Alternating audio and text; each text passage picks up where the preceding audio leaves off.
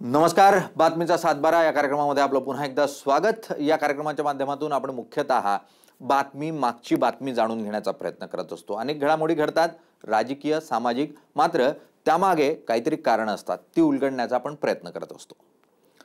आज याच कार्यक्रमाअंतर्गत आपण युतीच्या चर्चेबद्दल आणि दबावाबद्दल बोलणार आहोत। तुझं माझं जमेना, तुझ्या वाचून करमेना अशी काहीशी महाराष्ट्रातल्या युतीची म्हणजे सेना आणि भाजपची परिस्थिती आहे। सेना भाजप युती संबंधी शिवसेनेकडून पहिल्यांदाच एक सूचक असं वक्तव्य आलंय। महाराष्ट्रात शिवसेनाच मोठा भाऊ आहे आणि राहणार अशी विधानं ही शिवसेनेच्या नेत्यांकडून समोर येताना पाहायला मिळतात। शिवसेना खासदारांची बैठक मातोश्रीवर आज आयोजित करण्यात आली होती। या बैठकीनंतर पत्रकारांशी बोलताना संजय राऊत यांनी हे विधान केलंय। या विधानात बरंच काही दडलंय, काय ते जाणून घेऊयात या छोट्याशा पॅकेजच्या माध्यमातून। पहिल्यांदाच शिवसेनेचं युती संबंधी थेट विधान। महाराष्ट्रात शिवसेना मोठा भाऊ आहे आणि राहणार। शिवसेनेची भाजपला युती संबंधी अप्रत्यक्ष ऑफर। काहीही झालं तरी शिवसेना स्वबळावरच लढणार अशी गर्जना करणाऱ्या शिवसेनेनं पहिल्यांदाच युती संबंधी थेट विधान केलंय। महाराष्ट्रात शिवसेनाच मोठा भाऊ आहे आणि राहणार असं विधान संजय राऊतांनी केलंय। युती संबंधी भाजपकडून अजूनही प्रस्ताव आला नाहीये असंही सांगायला राऊत विसरले नाहीत। मुळात भारतीय जनता पक्षाकडून कुठल्याही प्रकारचे ऑफर किंवा प्रपोजल घ्यायला आम्ही इथे बसलेलो नव्हतो।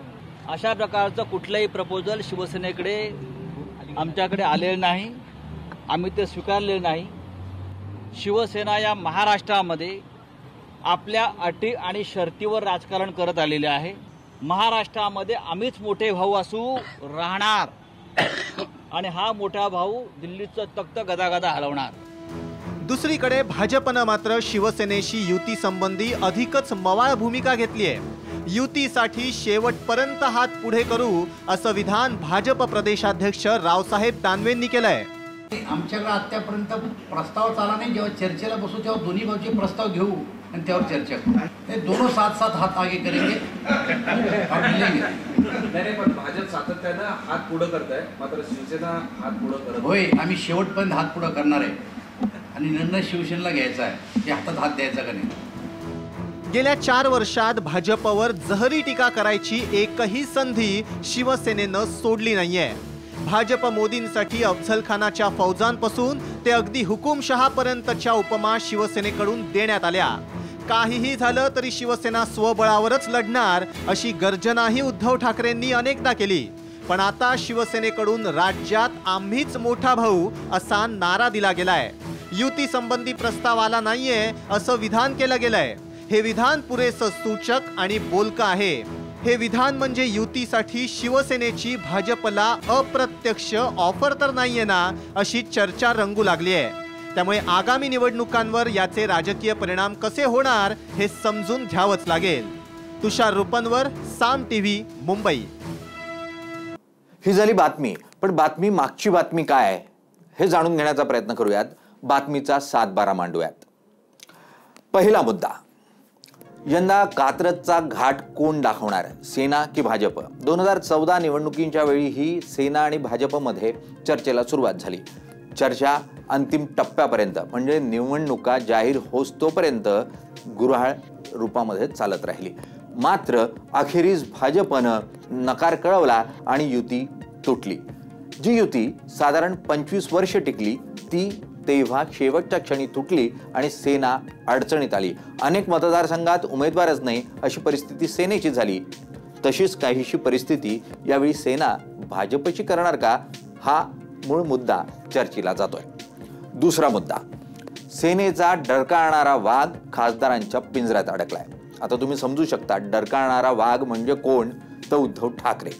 सातत्यानं 26 जानेवारी 2018 पासून आतापर्यंत जर आपण वेगवेगळ्या टप्प्यांवर त्यांच्या सभांची वक्तव्य ऐकली तर कोणत्याही परिस्थितीत युती नाही, सेना काहीही सांगितलं तरीही युती करणार नाही अशा स्वरूपाची वक्तव्य ही उद्धव ठाकरेंची होती। आज हाच डरकाळणारा वाघ हा खासदारांच्या पिंजऱ्यात अडकलाय. खासदार जे म्हणतील ते ऐकावं लागेल अशी परिस्थिती या वाघाची झाली आहे. म्हणून उद्धव ठाकरे हे अडचणीत आहे असं समजायला हरकत नाही. तिसरा मुद्दा उद्धव अजब तुझे हे विधान असंच म्हणावं लागेल. जसं आपण गेल्या मुद्द्यात म्हटलं, अनेक विधानं आली. उद्धव ठाकरेंनी सातत्यानं आपणच कसे मर्द आहोत आणि सेना कशी भाजपसमोर झुकणार नाही, आणि इतकंच नाही तर हिटलर म्हणण्यापर्यंतची जी भाषा आहे ती विधानं ही उद्धव ठाकरेंची होती. आज जर 5 वर्ष ज्यांचा सातत्यानं विरोध करत आपण युती करणार नाही अशा स्वरूपाची वक्तव्य उद्धव ठाकरेंनी केली, त्यांना मोठा भाऊ म्हणून का असोना हे युतीचं नातं स्वीकारावं लागतंय. इथंच त्यांची फजिती होते आणि मग हेच विधान करावं लागतं. उद्धवा अजब तुझे ते विधान. आज या बातमीचा जो आपण 7-12 मांडण्याचा प्रयत्न केला त्यात इतकंच. आपण दररोज वेगवेगळ्या बातम्यांचा आणि त्या बातम्या मागच्या बातम्यांचा उलगडा काढून घेण्याचा प्रयत्न करणार आहोत. आज इथेच थांबणार आहोत. बघत रहा साम टीव्ही.